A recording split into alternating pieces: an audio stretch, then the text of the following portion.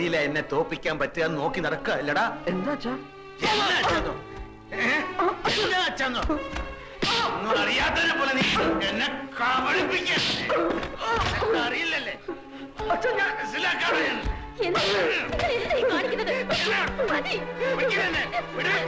ഒന്ന് കുളത്തി തകഞ്ഞൻ ഇങ്ങനെ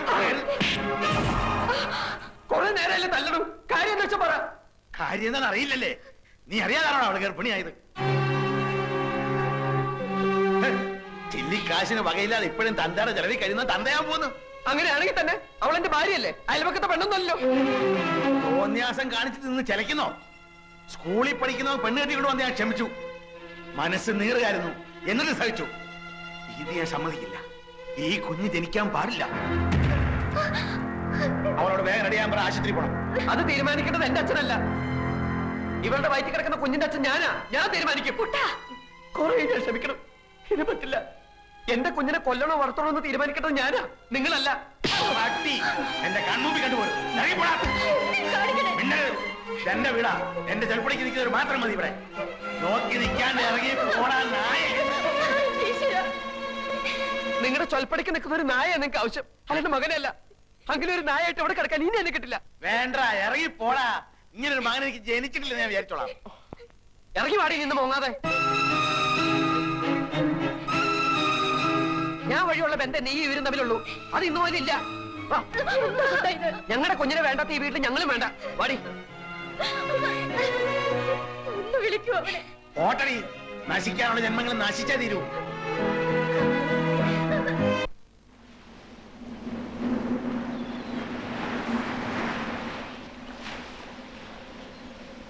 ദേഷ്യപ്പെടില്ലെങ്കിൽ ഞാനൊരു കാര്യം പറയട്ടെ. നമുക്ക് എന്റെ വീട്ടിലേക്ക് പോയാലോ? കുട്ടേട്ടന് എന്തെങ്കിലും ഒരു ജോലി കിട്ടണവരെ നമുക്ക് അവിടെ താമസിക്കാം. എന്നിട്ട് വേണം അച്ഛന് കൈകൊട്ടിച്ചിരിക്കാൻ. സ്വന്തം വീട്ടിൽ നിന്ന് വഴക്കിട്ടിറങ്ങിയ അഭിമാനി അച്ഛ വീടിന്റെ അടുക്കളയിലെ താമസം എന്ന് പറയിപ്പിക്കാൻ. അതിന് എന്നെ കിട്ടൊന്നുമില്ല. വാശിയുള്ള അച്ഛന്റെ മോൻ തന്നെ ഞാനും.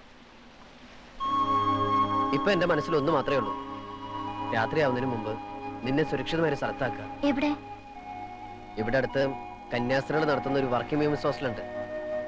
അവിടെ നീ സേഫ് ആയിരിക്കും. അതിന് ജോലിയുള്ളവർക്കല്ലേ അവിടെ അഡ്മിഷൻ കിട്ടൂ. അതിനൊക്കെ പരിഹാരം ഉണ്ടാക്കാം. പക്ഷെ അതല്ലല്ലോ പ്രധാന പ്രശ്നം. കല്യാണം കഴിഞ്ഞവരെ അവിടെ അഡ്മിറ്റ് ചെയ്യില്ല. അപ്പൊ പിന്നെ എന്ത് ചെയ്യും? അതിനിപ്പോ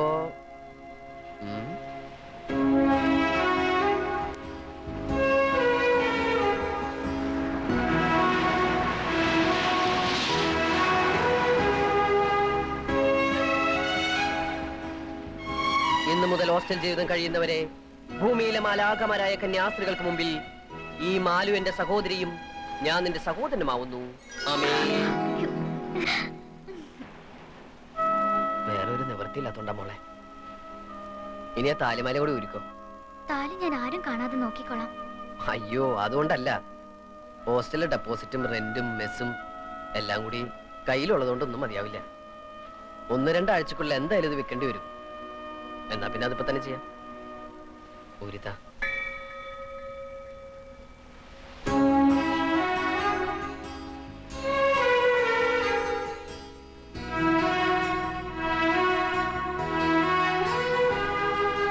പരീക്ഷയിൽ ജയിക്കാൻ അമ്മ സരസ്വതിയുടെ അമ്പലത്തിൽ നിന്ന് പൂജിച്ച് കെട്ടിത്തന്ന ചരടാ ഇത്. താലിച്ചരടാക്കാം. അന്ന് കല്യാണത്തിന് താലി കിട്ടിയതൊന്നും എനിക്ക് ഓർമ്മയില്ല.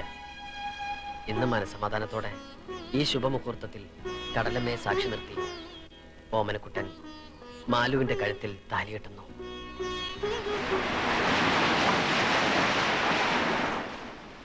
I am sorry. പരിചയമുള്ള ആരെങ്കിലും ഇൻട്രൊഡ്യൂസ് ചെയ്യാതെ എനിക്ക് കുട്ടി ഇവിടെ അഡ്മിറ്റ് ചെയ്യാൻ പറ്റില്ല. അയ്യോ, അങ്ങനെ പറയരുത് മദർ. മദർ ഈ കുപ്പായൊന്ന് ഊരി വെച്ചിട്ടൊന്ന് ആലോചിച്ച് നോക്കിയേ. അതല്ല മദർ, ഞങ്ങളുടെ സ്വന്തം അമ്മയെ പോലെ ഒന്ന് ചിന്തിച്ചു നോക്കി. അപ്പൊ ഞങ്ങൾ ഉപേക്ഷിക്കാൻ തോന്നില്ല. ഇവളെയും കൊണ്ട് ഞാൻ ഇങ്ങോട്ട് വന്നത് ഭൂമിയിലെ മാലാഖമാർ ഞങ്ങളെ കൈവെടിയില്ലെന്ന് ഉറപ്പുള്ളത് കൊണ്ടാ. ഇപ്പൊ ഞങ്ങളെ സഹായിച്ചാൽ മരിച്ച് സ്വർഗത്തിൽ ചെല്ലുമ്പോ മദറിന് കർത്താവിന്റെ മുന്തിരിത്തോട്ടത്തിൽ ഏറ്റവും നല്ല പണി തന്നെ കിട്ടും. ഒരു പരിചയമില്ലാതെ ഞാൻ എങ്ങനെയാ?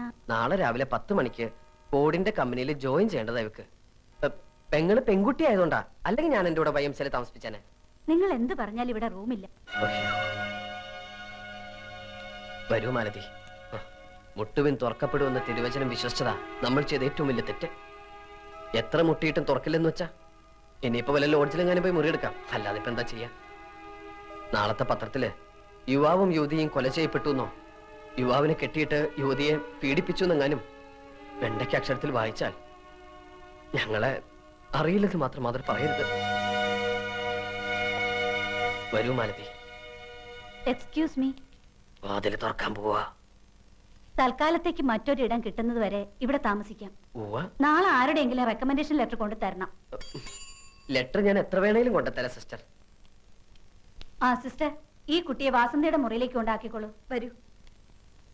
പൊക്കോ, ധൈര്യമായിട്ട് പൊക്കോ.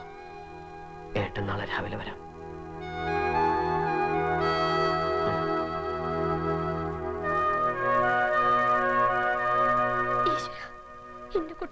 എന്റെ കുട്ടി.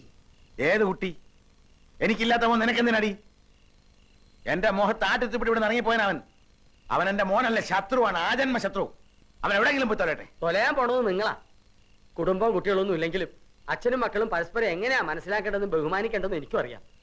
തന്റെ മക്കൾ തന്നോളമായാൽ താനെന്ന് വിളിക്കണമെന്ന പ്രമാണം. ഒരു നല്ല വാക്ക് ഇന്നുവരെ അവനോട് പറഞ്ഞിട്ടുണ്ടോ? പരിഹാസത്തോടെയല്ല താൻ ഇന്നുവരെ അവന്റെ മുഖത്ത് നോക്കിയിട്ടുണ്ടോ? അവനും തന്നെ പോലെ ഒരാണാ. അവന്റെ മൂക്കിന് താഴെയുള്ളത് മീശ തന്നെയാ. അത് വളരെ നല്ല കാര്യമല്ലേ? ആ മീശയും പിടിച്ചോണ്ട് ഉള്ള കാലം മുഴുവൻ ജീവിക്കാമല്ലോ. പേങ്കോന്തൻ. തനിക്കറിയില്ല കൈമളെ, അവനെ പറ്റി ഒരുപാട് സ്വപ്നങ്ങൾ കണ്ടവനാ ഞാൻ. കുറേയേറെ ആഗ്രഹങ്ങൾ എനിക്കുണ്ടായിരുന്നു. എല്ലാ തന്തമാരും അങ്ങനെ തന്നെയാണോ? താൻ പൂങ്കിനാവ് കണ്ടത് ആഗ്രഹിച്ചു എന്നൊക്കെ അവന്റെ തെറ്റാണോ? എന്റെ തെറ്റാ, എല്ലാം എന്റെ തെറ്റാ. ഇയാളൊരു കാര്യം പറയുമ്പോ ഇങ്ങനെ ഒറ്റ ഇരട്ടയും പറഞ്ഞിരിക്കാണ്ട് മാഷെങ്കിലും പോയി ഒന്ന് അന്വേഷിക്കണുണ്ടോ? പെറ്റ വയറിനെ അതിന്റെ തന്നെ അറിയൂ. മിണ്ടിപ്പോരുത്. എഴുതി തള്ളിതാ ഞാൻ അവനെ. ഓട്ടെ. എവിടെ പോകാനാ? ചെമ്മീൻ തുള്ളിയാ ചട്ടി വരെ.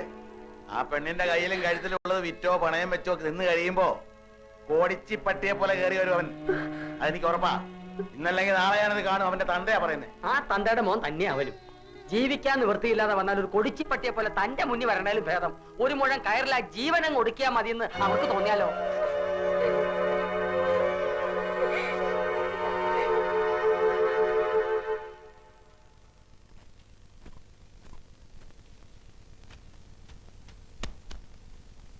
അയ്യേ, ഏട്ടൻ പോയെന്ന് പറഞ്ഞിരുന്ന കരയ്യ. നാളെ ഫോർഡ് കമ്പനിയിൽ ജോയിൻ ചെയ്യേണ്ട ആളല്ലേ? നാണക്കേടാണ് കേട്ടോ. ദേ, ഈ പറയണ ഏട്ടൻ ഒരു പെണ്ണ് കെട്ടട്ടെ, അപ്പൊ കാണാം ഈ പെങ്ങളെ തിരിഞ്ഞു നോക്കൂടില്ല. താൻ വെറുതെ അതും ഇതും ആലോചിച്ച് ഉറക്കം കളയാതെ കിടക്കാൻ നോക്ക്. Good night.